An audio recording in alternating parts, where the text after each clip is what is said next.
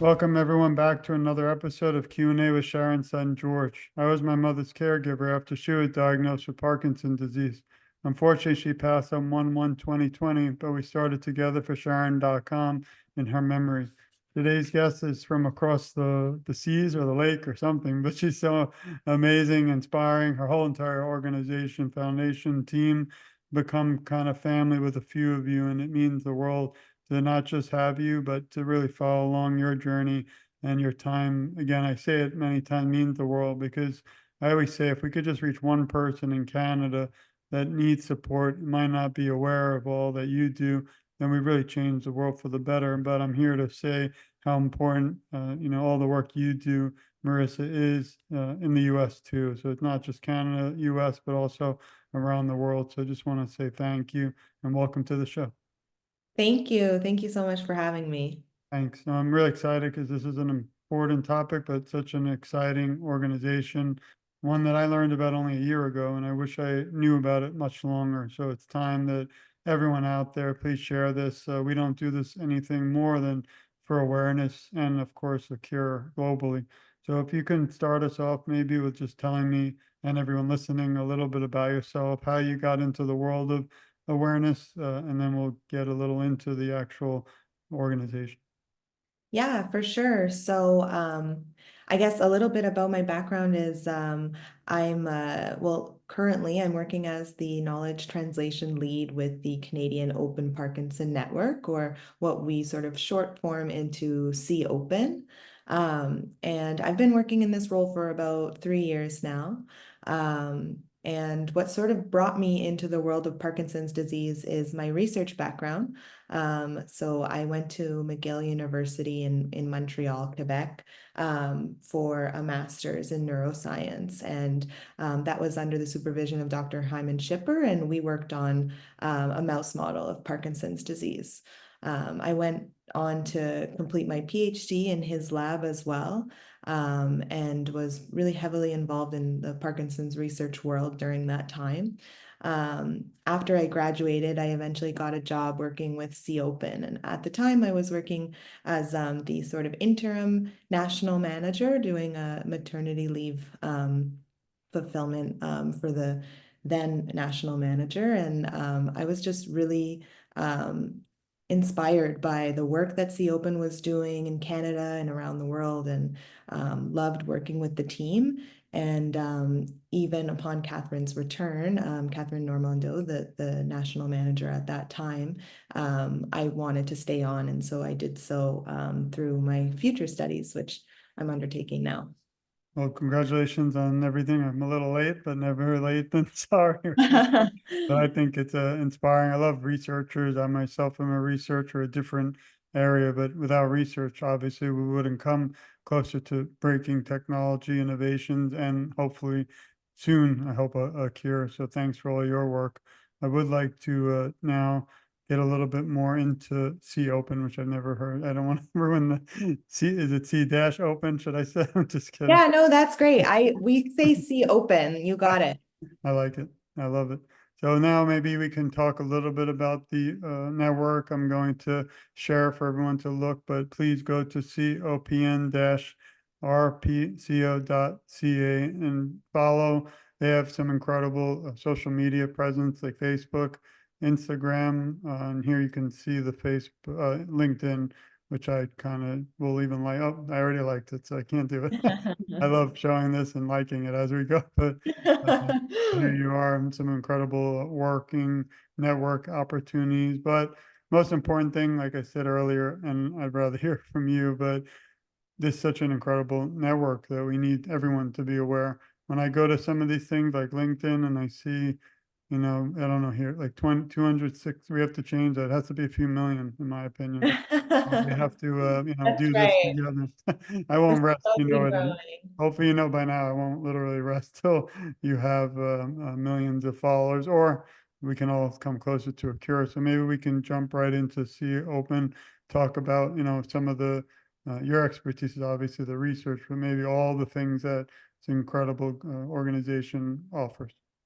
Yeah, absolutely. So, See Open was started in 2020, sort of right in the midst of the pandemic. And it was started by Dr. Uri Monchi, who is a researcher himself studying Parkinson's disease. At the time, he was working at the University of Calgary, but he's since moved to the University of Montreal.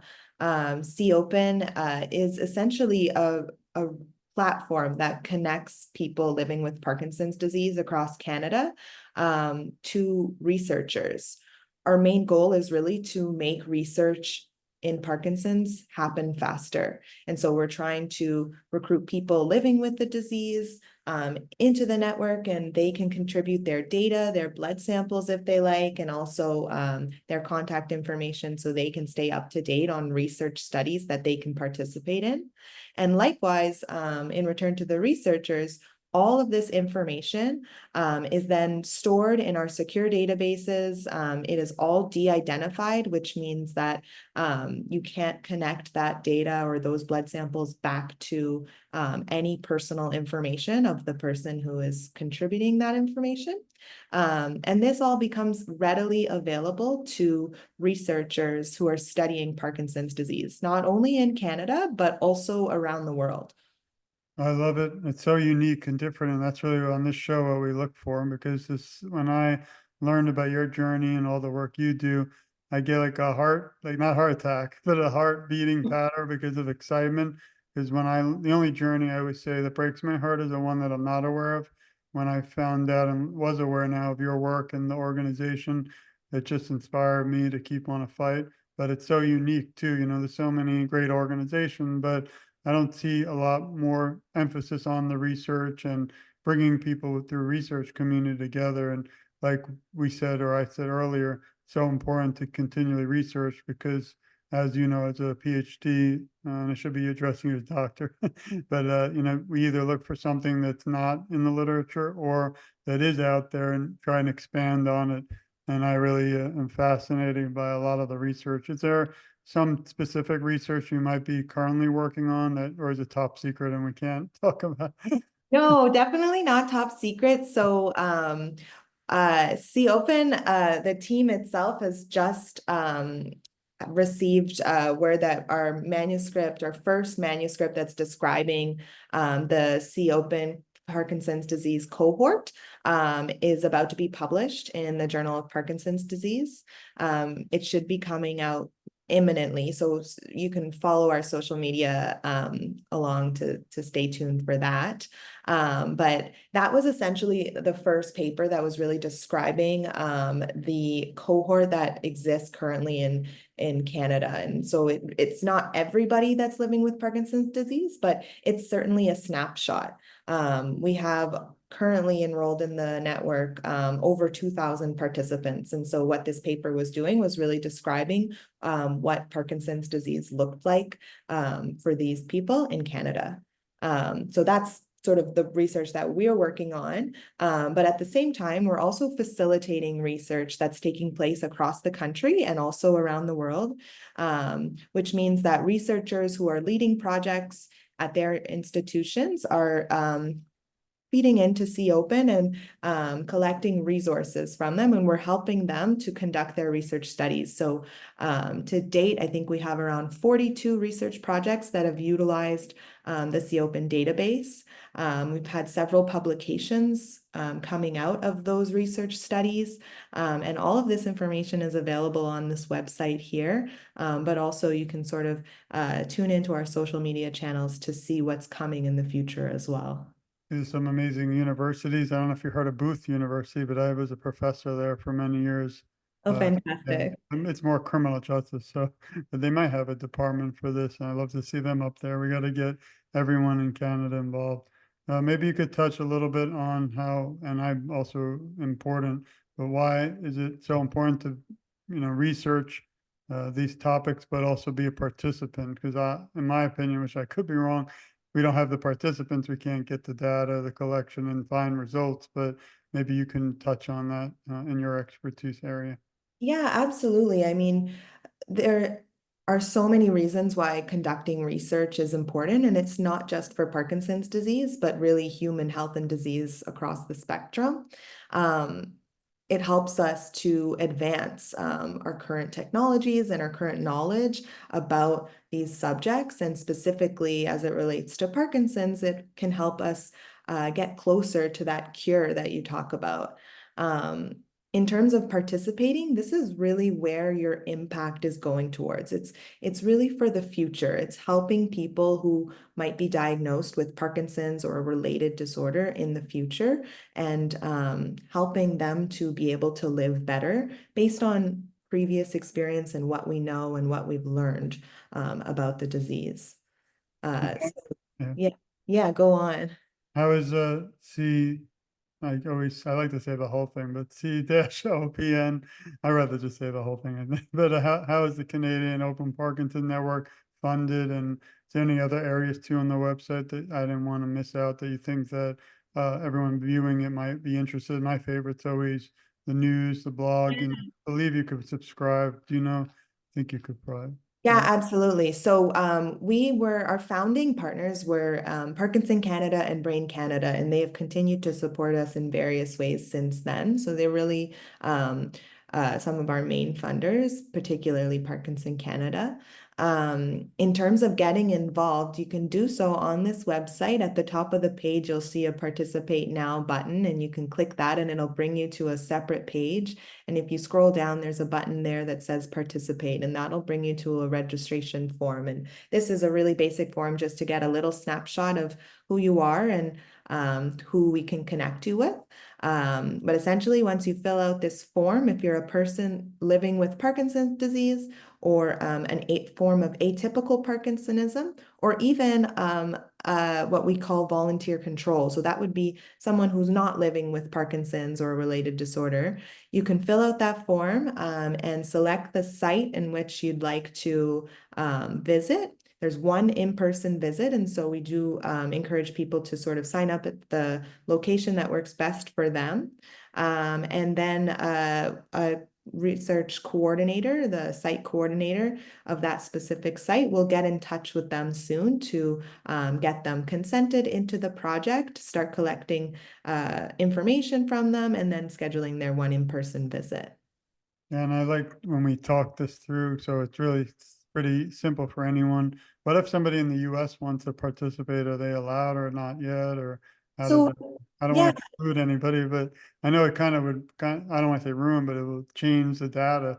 Because if well, you're, yeah, that's it. I mean, it's a great question, and we certainly want people who are willing to be involved in research to be able to do so. So this See Open project is really specifically for people living in Canada. We want to get to know the Canadian Parkinson's disease population, but there are really similar projects out there that are in different countries. And so if they were in the States, you might recommend something with the Michael J. Fox Foundation, like the PPMI study, which is sort of similar to ours, but different in some pretty key ways. But certainly, if people want to get involved in research, they're welcome to email us, and we can sort of direct them to the most appropriate venue for them. If you're living in Canada, absolutely, we want you to get involved in this network. Right now, as I mentioned, there is one in-person visit. And so we're a little bit limited in terms of where those sites are located. We're at 11 different sites across Canada in 5 provinces, but that's not encompassing the whole country. And we see that as something we want to fix for the future. And so we're working towards right now an online only model so that people who are living outside an area that includes these 11 sites, or even people who are living in remote, rural, or indigenous communities can access research networks like this and become a participant. We're really trying to eliminate some of those barriers that exist, especially for marginalized communities who are often underrepresented in all types of research. And so that's one of our main goals looking to the future. thanks. And then I wanted to touch a moment on all your social media and the impact that has. And as you speak about it, I'm going to share and subscribe and like. So first we have the Facebook page. So here everybody can go to Canadian Open Parkinson Network and just click like I did. You can see it's pretty simple. Then I don't know if you use one over others, and this is X, which you still, I have to change the little bird to. But good Yeah, news is I'm already following and liking everything. But if you want to talk a little bit about yeah. them, back to social media. Absolutely. So yeah, the social media is something that I run for C Open. We Is are it you on. that is it you seeing all my likes or not? It is, yes, I do see those. Mm, Thank you so much. mm, But we post pretty regularly, about once a week or once every other week on Instagram and Facebook. And that's really content that's geared more towards people living with Parkinson's disease. We'll share information that's coming out of our own network, but then also because we work so closely with Parkinson Canada, we'll share a lot of information from them as well. And then just Canada in general. We're also on X, formerly known as Twitter, mm. and LinkedIn. So you can follow us there as well. And those updates might be more research related. And then we're on YouTube, and any videos that we have coming out of the network, which we have a couple, are on that page. I think that's amazing. And again, we got to get all these subscribers up. And we just started a little area, which I won't be able to figure out where it is, but let me see quick. Everybody knows it's called not the Canadian, here it is. I'll probably try and link if it's okay later, but we started the Parkinson's Connection, and it's really, I just tried to put all different organizations for educational purpose only, like yours, after we can talk, but just to kind of get all of your YouTubes going, because I don't care about mine, but I Yeah, thought I could bring everyone together and people can click on it. They'll see all the other incredible organizations like yours, and you can see here, we have advocates, podcasting, DBS, medical, speech, all different. My only goal again is that we can get your organization a lot more subscribers. So I thank you again for that. So I wanted to, absolutely. yeah, That's fantastic. yeah, I mean, any way we could help, as you know, we all don't do this for anything except awareness, nothing. I do not accept money. I always joke and say, well, Canada's even harder, but if you send me money, I got to send it back. Now I'm actually paying you to not send it, so please don't send it to the all of you, and feel free to also donate on behalf of Marissa, but to the Canadian Open Parkinson Network for research, and I love it, so I appreciate it. I just wanted to shift now to a little bit more about you, if that's okay. So first we get started with, can you list 3 words that describe who you are? Yeah, Mhm. okay. This is These my are favorite hard part. questions. Um, I think I'm a very curious person, very creative, and also empathetic. Thank you. That's awesome. And then next is, what is one moment or one most memorable moment that stands out through most of your work so far with awareness that you might be able to share? I think some of the most memorable moments that come to mind are with our Parkinson's Community Advisory Committee. This is a committee that I formed with C Open about 2 years ago, and it's composed of people who are actually living with Parkinson's or a caregiver to someone with Parkinson's. And they sort of serve as a committee that has like lived experience of the disease and can really help advise C Open in key decision making and really in anything that we need. And just the work that I've been fortunate enough to do with them has been probably the most meaningful to me. It's really, really special to be able to hear their input on things that we're doing, and to sort of cater or redirect our goals based on the actual need that's out there in the community. So I think, yeah, by far and away, it's working with that committee that I enjoy the most, and that's been the most meaningful. Yeah, I love virtual because obviously it opened up the world of the network, really. Another one internationally that I could have the opportunity like this, which I'm honored for, but it's never the same as in person. So, we do a few walks, April, we did the Michael J. Fox Unity Walk. And when you're, kind of hugging people, crying with them, and just kind of know that you're not alone, it's an incredible feeling. So thanks for sharing that. This is Absolutely. an important question to me, and I know that it's hard sometimes, but you're kind of the role model and face of the organization, at least for research.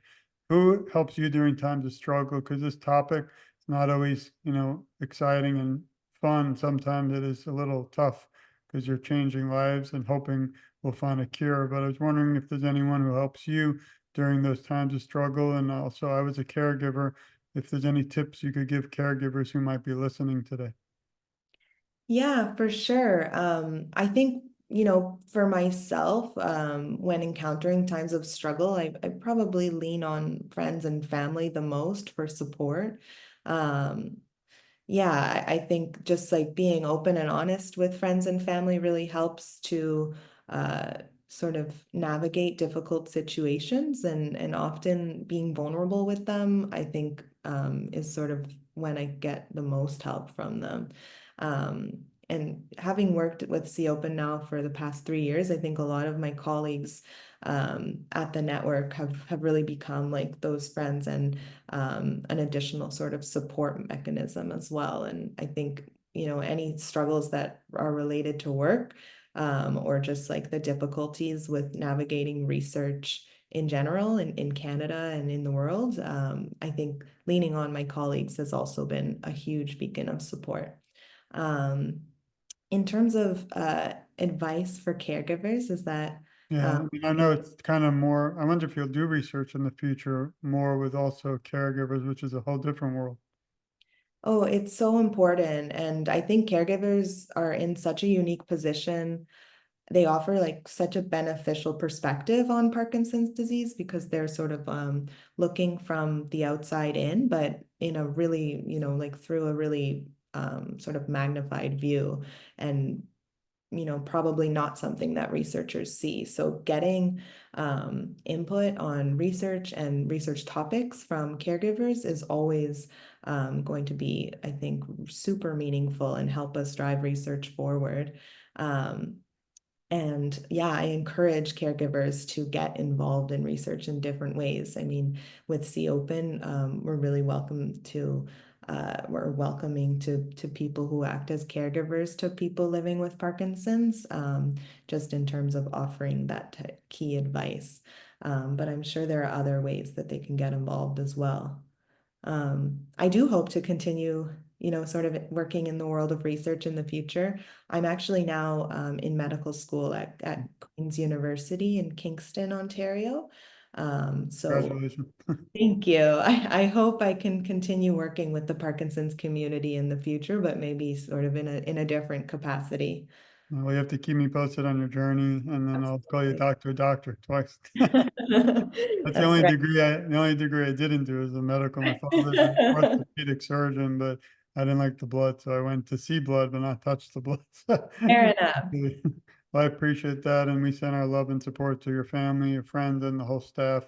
Means the world to me again for all their support for you, and helps guide you through these important topics. I guess today's really summary is open. Everything's open, open background, open support for you, and also the open network. So That's right. That's that's great. today's name. There's something you might have done differently looking back the last 10 years. Oh, well, I definitely took a sort of alternative route, getting to med school, like having done the master's and the PhD, and then working for a couple years before actually starting that part of my career.